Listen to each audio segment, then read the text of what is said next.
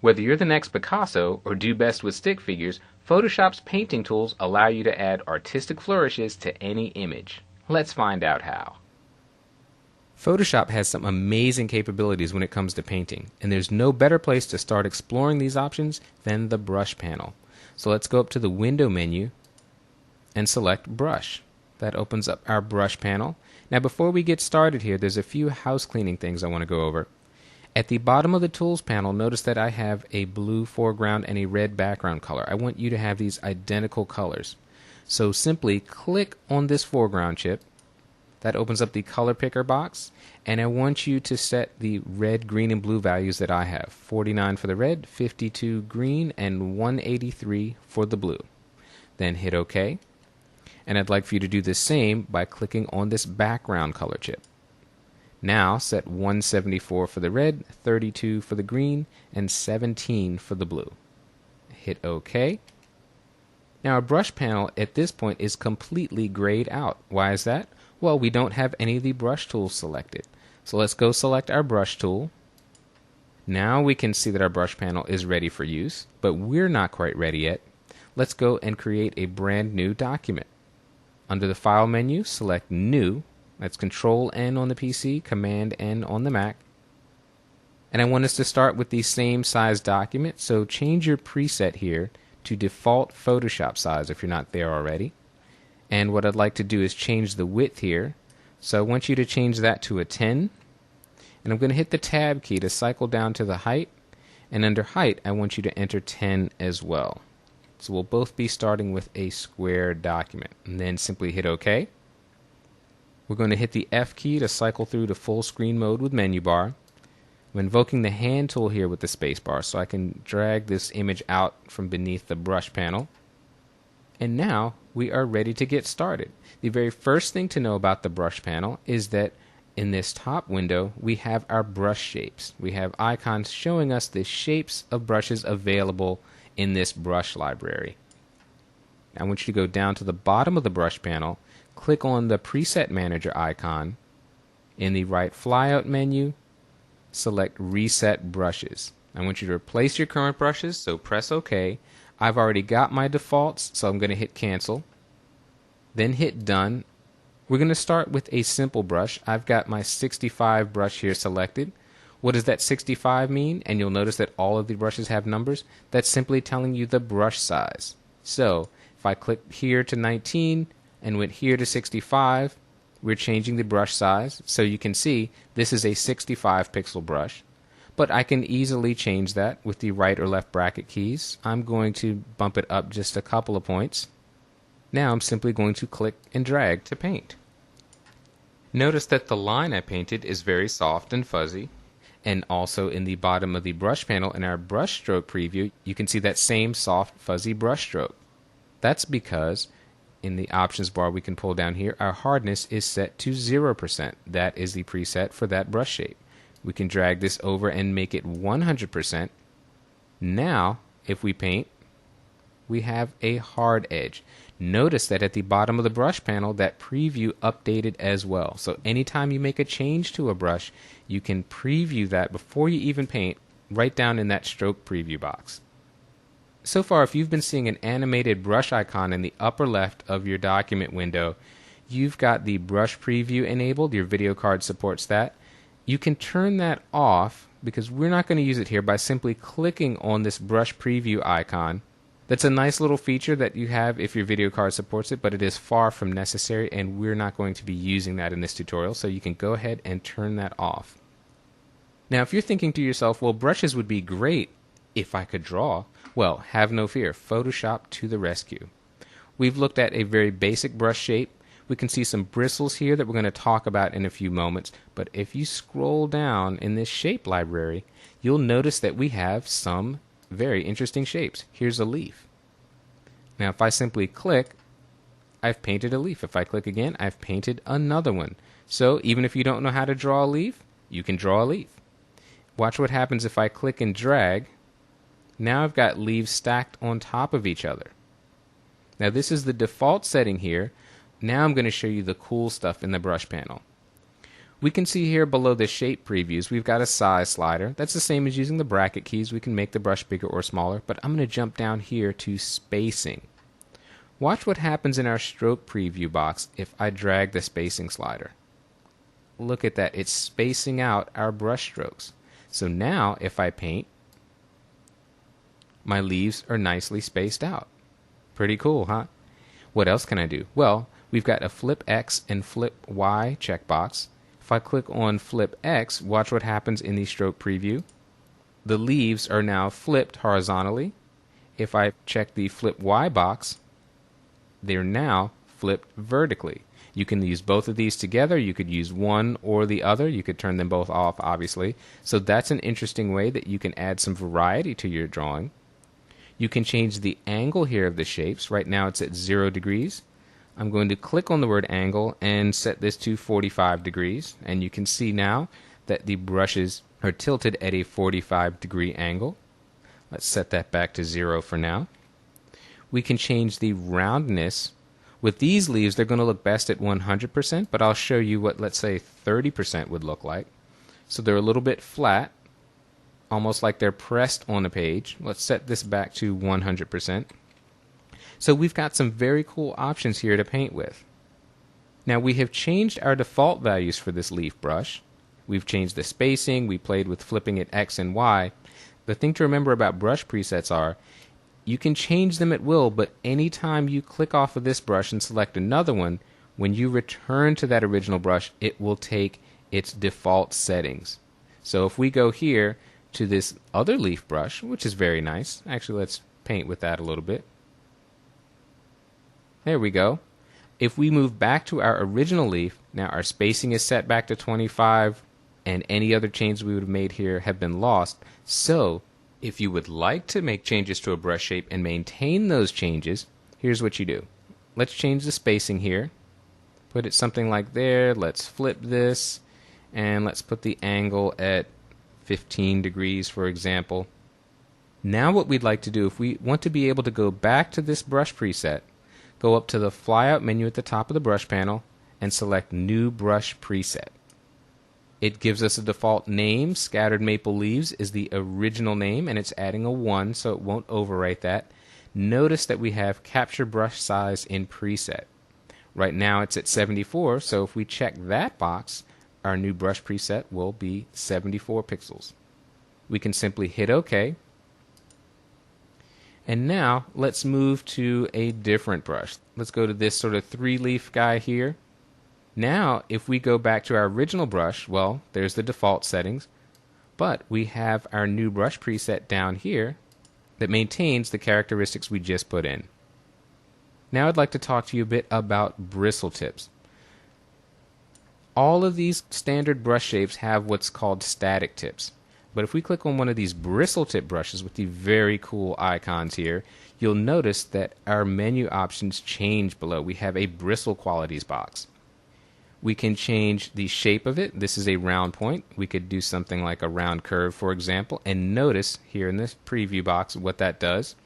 We can change the amount of bristles. We can increase them. We can decrease them. We can change the length of the bristles. We can change thickness. Now if you make it very thick, you're sort of taking out all of the individual bristles there. We could change the stiffness of it, for example, and we can change the angle. And of course our old friend spacing. So all of these parameters we can change for any of these bristle brushes.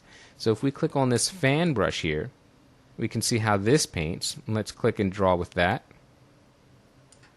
But if we change the bristle amount here, let's reduce those, make them a bit less stiff, and change the angle. Now we have a slightly different stroke. So all of those things that you can play with your brush bristles. Well, enough of that tinkering around the edges. We're going to create a brand new brush from scratch. Now you can create a brush out of anything. You can even create it out of another image, and that's what we're going to do. So I want you to go to your Chapter 14 folder and open up the file Strawberry 2. And let's drag this so we can see the whole object. Now what we want is for this entire strawberry to become a brush shape. To do that, we first select it. So let's use our quick select tool. W is the keyboard shortcut. Now we want to select the strawberry, but as we saw in an earlier chapter, sometimes it's easier to select the area that you do not want. So we're going to bump up this brush size, and I'm going to paint over this background. Fill in a little bit here, and once more there. And that's pretty good. We've got a rough selection, and that's going to be just fine for our purposes. Keep in mind, though, that we have selected the background, and we want to invert that selection, so we go up to the Select menu and choose Inverse. Now our strawberry is selected. And with that selection made, go to the Edit menu, and all the way down here, select Define Brush Preset.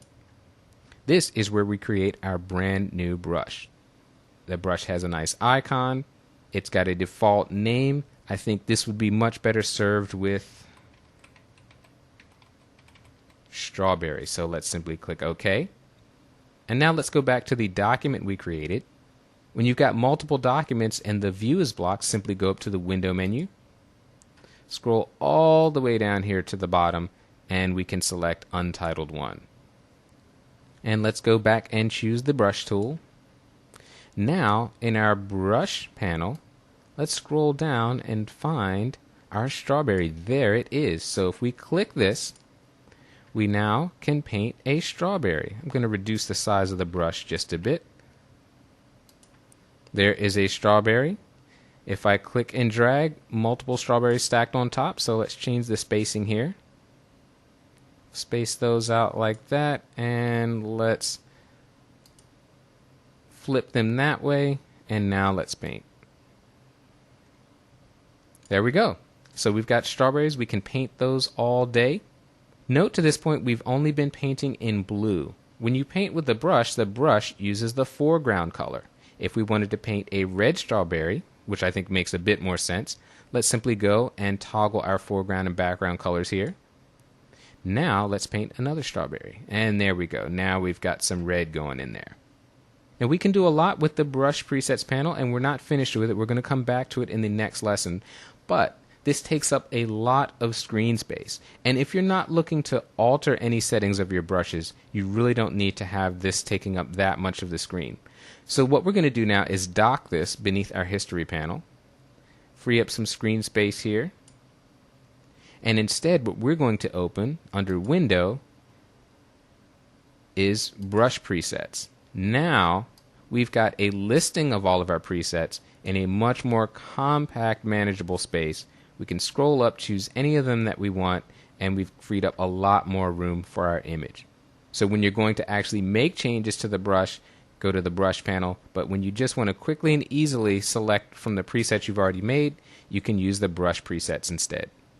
Now we haven't saved this file, and if we simply try to close it by going File, Close, Photoshop is going to remind us that, hey, we have not saved this. And in this case, for the very first time in our training, we are going to save this document. So I want you to select Yes. And let's give this a name. Let's call this DoodlePad. We're going to use this file in our very next lesson. For right now, we can leave it as a PSD file. We could save it as a TIFF as well. Save it back to your Chapter 14 folder if you prefer, and simply click the Save button.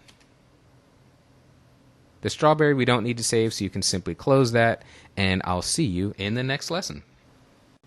We just saw some of the amazing options we have with brush shapes and bristle tips, but now we're going to take things up a notch with a quick look at brush dynamics. I've got open on my screen the DoodlePad document that we saved in the last lesson. If yours is not on screen, you can find it in your Chapter 14 folder.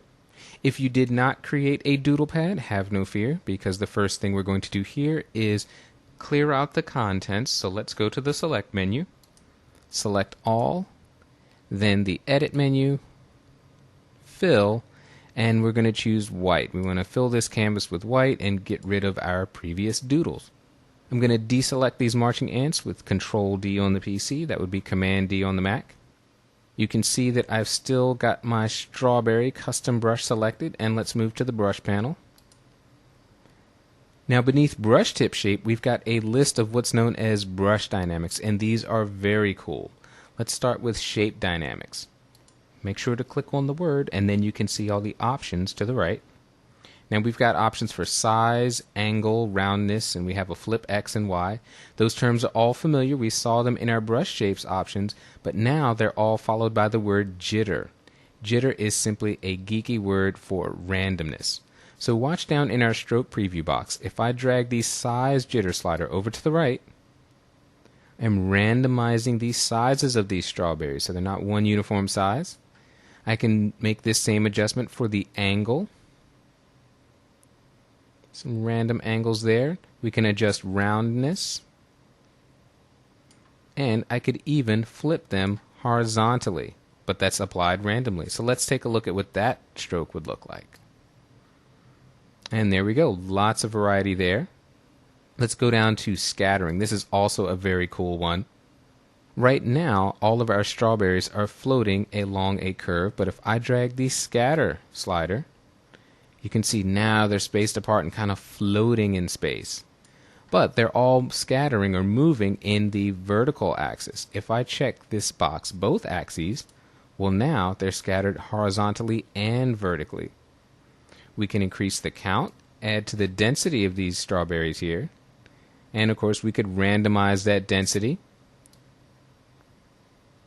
Now if I paint, look at that, completely random assortment of strawberries.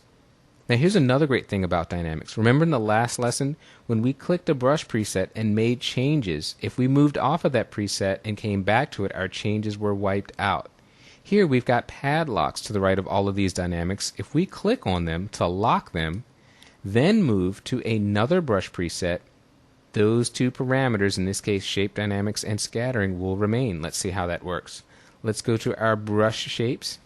And let's go and select a very standard brush here, the plain old vanilla 19 hard edge brush. You can see that even though the preset changed, it is picking up our shape dynamics and scattering. Let's change one thing here to this brush before we get started. We're going to open up the spacing here. Now what happens if you don't want to maintain the shape dynamics and the scattering in this case? Well, they're both locked, but we can simply go to the flyout menu here and check Reset All Locked Settings. So that takes the shape dynamics and scattering to their defaults. Let's increase spacing a bit more here. And the final dynamic that's very, very cool I want to show you is color dynamics. Now we've got our first option that will let us shift between the foreground and background color. So I'll drag the slider here to increase the randomness. And I'll paint here. I'll increase the brush just a bit. And you can see it's varying back and forth. That's a nice little tool, but here's where it really gets fun. I'm going to drag the hue over here. Now when we paint, we have a full spectrum of colors. We're not limited to the foreground and background colors. We could adjust the saturation of those, but here's the one that's really fun. We can adjust the brightness. I'm going to drag this pretty far to the right. And now let's see the result. There we go. We've got an even greater range of colors here. The purity slider is an adjustment for your saturation. It sets the endpoints. I'm going to leave this set at 0. But look at the amazing changes we can make with dynamics, even on a plain old vanilla brush. New to CS5 is the Mixer brush, offering for the first time a way to simulate what happens in real life when you brush onto a wet canvas. To explore this, let's open up a file in our Chapter 14 folder. Open the file Mixer. Notice that I have my Brush Presets panel up on screen. If yours is not open, go to Window and select Brush Presets. Now let's select the Mixer Brush tool. It is located in the Tools panel beneath the Brush tool. So click on Brush and let's select Mixer Brush. Now a couple things here I need to talk about in the options bar. The very first thing we have is a color swatch, and this is called the reservoir. This is the color that you are dipping your paintbrush into. By default, it's set to the foreground color, but we'll take a look at how to change that. To the right, you have two brush icons. This first one, you can toggle it on and off. This is your load icon, and when it's activated, you will be loading your brush between every stroke. In other words, you'll be dipping your brush back into that reservoir of color. To the right of it, we have the clean icon. You can toggle this on and off also. When this is activated, your brush will be cleaned between each stroke. So 2 consecutive strokes will have the exact same mix of colors. We've got a pull-down menu here with a ton of handy presets that we'll get into in a moment. But let's talk about this first parameter here, the wet value. The wet value determines how wet or dry your canvas is. So let's set this to a value of 0. We're going to have a completely dry canvas. We're going to have a load of 100%. Load refers to how much color you're putting onto your brush. So right now we're going to brush on this yellow square with a red paint. Click and drag, and we simply have the normal brush behavior in Photoshop. No big deal. But if we change our wetness to 100%, let's see what happens. Now we'll start painting in this yellow. And now look at what we have. The colors are mixing together because the canvas is wet. Now let's talk about load for 1 second. I'm going to set a wetness of 0 again. And this time for the load, I'm going to set it to a very small value, like 3%. Now let's click and see what happens. If I click here and drag, I'll do it again because you may have missed it. Look at that. I keep dragging the mouse, but the paint runs out because we have a very small load. We did not put a lot of paint on that brush. Next, we have the mix option. Now, this is only active when you have a wetness value above 0. So let's set a wetness here of 100. Going to set a medium strength load of 50%. And I'm going to set the mix at 0. When the mix is at 0%, Photoshop is giving ultimate priority to the reservoir color, in this case to the red here. So if I paint on this brown, you can see the red shows up right away, and if I stretch out of that, we're painting with all red. Now let's see what happens if I change the mix to 90%. As the mix increases in percentage, Photoshop gives more weight to the pickup color, the color that is on the canvas. So now if I paint, well, you can see now there's a bunch of brown because you can't even see any red. If I spill out, look at how much of that brown color we're picking up. So mix is a great way to vary the percentage between your reservoir color and the canvas color. Now if we're going to be painting with this reservoir color, how can we change it? Well, you could go and change your foreground color as usual. You could simply click on it and select a new value, but you can also pick up color directly from the canvas. And you do this by positioning the mouse over a color, holding down the Option key on the Mac, Alt key on the PC, and simply click. We can add the yellow here. We could go back to red. Simply Option, Alt, clicking selects the canvas color as your reservoir color. Now there's one very important option under here. Until now I've been using the Load Solid Colors Only option, but I'll turn this off so you can see what it does. And I'll increase the brush size a bit too. If I put the brush over this area and Option click on the Mac, Alt click on the PC, notice what my reservoir color looks like. It is picking up all the color sampled by the size of my brush. So I'd be painting with yellow mixed with red up at the top. If you don't want that behavior, simply turn this back on, select Load Solid Colors Only. Now if I Option Alt click in that same location, I have a solid patch of yellow. So far we've just been making squiggles, but I'll show you a quick application of this tool. Let's open up a file in our Chapter 14 folder, and this time we'll choose Guanajuato 2. Alright, I'll zoom in here at 100% view. We'll go up to the top. What we want to do here to this illustration is add a little sun to it.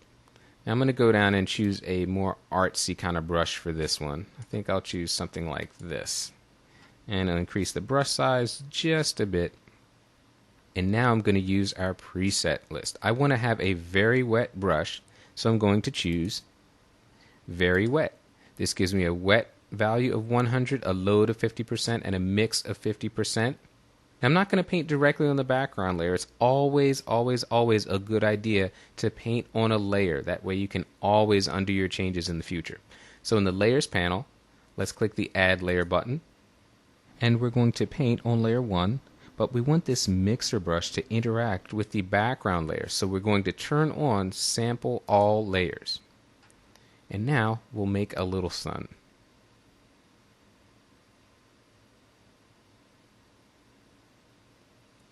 Not too bad. You can see the colors mixing because of the wet canvas, so we at least have a little more natural painterly-like look. But suppose we think that sun came in just a bit too bright to match the rest of the image. Well, here's what painters would do. Van Gogh and Monet would do a wet into wet painting, and that is exactly what we are going to do. I'm going to click on our reservoir color. That brings up the color picker, and I'm going to choose a yellow that is just less bright, something down about here, and I'll select OK. Now what I want to do is paint over that brighter yellow with the darker yellow and let those colors mix nicely. So what I'm going to do is lower my wet value, because I want this to be fairly subtle. I'll set that to 30%. My load is going to be very small. I don't want to overpower the existing yellow. I'll set that to 5%.